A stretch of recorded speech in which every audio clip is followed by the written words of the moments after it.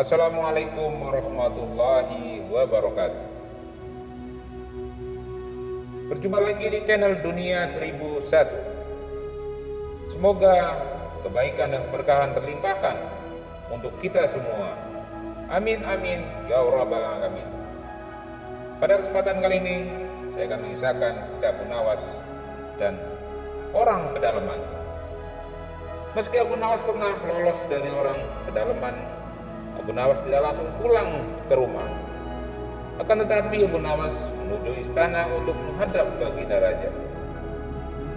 Tentu saja hal itu membuat Baginda Raja bingung. Abu Nawas, ada apa? Mengapa kau datang tanpa kupanggil? Tanya Baginda Raja. Ampun Baginda Raja, sebetulnya hamba baru saja pulang dari desa yang aneh sekali, jawab Abu Nawas. Baginda Raja makin bingung, mana ada desa yang aneh. Dengan penasaran Baginda Raja menanyakan kepada Abu Nawas, memang apa keanehan desa itu, Nawas? Kata Baginda Raja, begini Baginda, di desa itu ada seorang yang menjual bubur yang sangat lezat. Suasana di desa itu sangat sejuk dan menyegarkan, jawab Abu Nawas. Baginda Raja pun tertawa karena ia tidak menemukan keanehan tentang desa itu. Baiklah Abu Nawas, aku ingin ke desa itu, jawab Baginda Raja. Baginda Raja pun segera memanggil pengawal, menyuruhnya menyiapkan pasukan. Namun Abu Nawas keberatan jika harus ada pasukan. Ampun, beribu ampun Baginda, sebaiknya jangan membawa pengawal, karena Baginda harus menyamar jadi orang biasa. Jadi penjual bubur itu tidak akan mengira Baginda adalah seorang raja. Jika tetap membawa pengawal, orang-orang akan ketakutan dan tentu Baginda tidak akan melihat penjual bubur itu, kata Abu Nawas. Seperti biasa, Abu Nawas ingin menjebak Baginda dengan cara diminta berpura-pura menjadi rakyat biasa. Karena jika orang-orang pedalaman itu tahu bahwa Baginda seorang raja, mereka pasti akan bersikap baik-baik saja dan menyembunyikan kebiasaan buruk mereka. Oh, baiklah. Jadi kapan kita bisa ke sana, Abu Nawas? Tanya Baginda Raja. Sekarang juga bisa. Kita akan berangkat ke sana Baginda, supaya bisa sampai di sana pada sore hari, jawab Abu Nawas.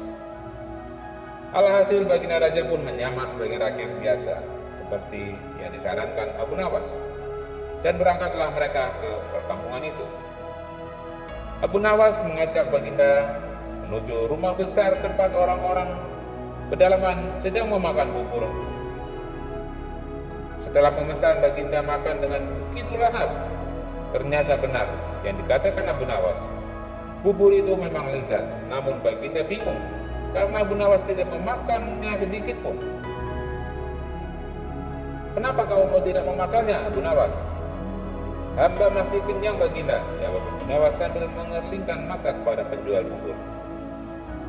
Setelah selesai makan, Abu Nawas mengajak Baginda ke bawah pohon di pinggiran desa. Lagi-lagi Baginda mengakui bahwa tempat itu sejuk dan segar. Tiba-tiba Baginda Raja merasa ngantuk sekali, sehingga ia tertidur di bawah pohon. Namun sebelum Baginda tidur, Abu Nawas pamit dengan alasan ingin buang air di semak-semak. Tanpa curiga Baginda pun mengizinkannya. Baru saja Abu Nawas pergi, Baginda Raja sudah tertidur begitu pulas. Hai orang gendut, bangun kau, atau aku sembelih di sini, bentak si penjual bubur yang sontak membuat Baginda bangun. Baginda Raja diseret ke dalam penjara oleh orang pedalaman itu, sehingga membuatnya terkejut. Terlebih lagi setelah mengetahui bahwa bubur yang dia makan adalah bubur yang terbuat dari bahan yang tidak lazim.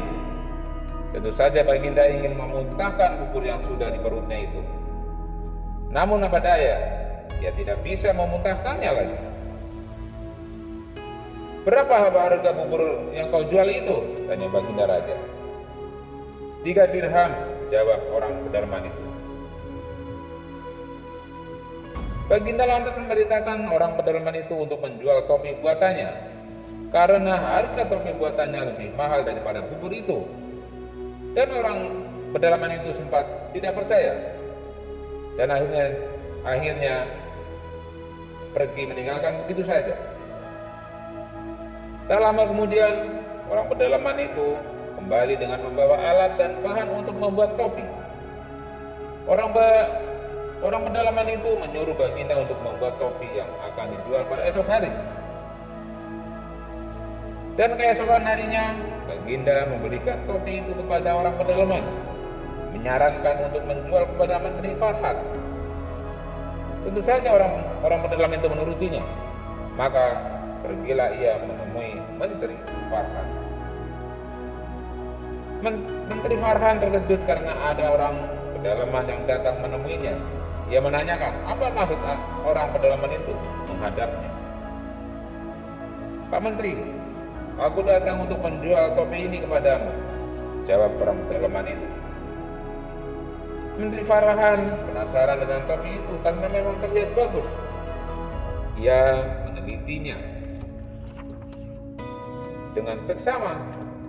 Betapa terkejutnya ia ternyata topi itu dihiasi dengan aksara yang bermakna surat dari Baginda yang memang ditujukan bagi dirinya. "Berapa harga topi ini?" tanya Menteri Farhan. 500 dirham, Tuan," jawab orang pedalaman itu. Tanpa berbasa-basi lagi, Menteri Farhan pun membelinya. Orang pedalaman itu pulang dengan wajah ceria. Namun, tanpa sepengetahuan orang pedalaman itu, Menteri Farhan mengutus beberapa tentara untuk mengikutinya. Siangnya, tentara itu melaporkan tentang tempat orang pedalaman itu. Sesuai perintah Baginda, dengan cepat 1000 tentara bersenjata dikirim ke sana. Semua orang kampung pedalaman ditangkap dan dipenjara. Baginda Raja berhasil diselamatkan. Setelah mengetahui penyebabnya adalah Abu Nawas, beberapa tentara pun menangkap Abu Nawas untuk dihukum. Rupanya keisengan Abu Nawas membuat dirinya jadi celaka.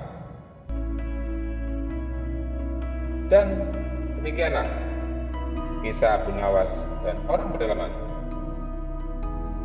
Dan pesan moralnya adalah jangan suka iseng yang berlebihan.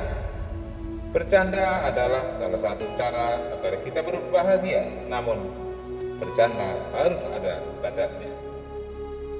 Terima kasih. Wabillahi taufiq wal hidayah. Assalamualaikum warahmatullahi wabarakatuh.